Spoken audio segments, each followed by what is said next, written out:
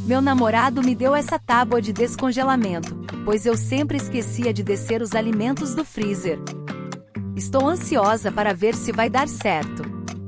Coloquei esse pedaço de carne congelada e vamos ver no que vai dar. Como você pode ver, está bem congelado. Estou achando que não vai dar certo. 25 minutos depois a carne está praticamente toda descongelada. Não estou acreditando. Eu amei esse novo modo de descongelar.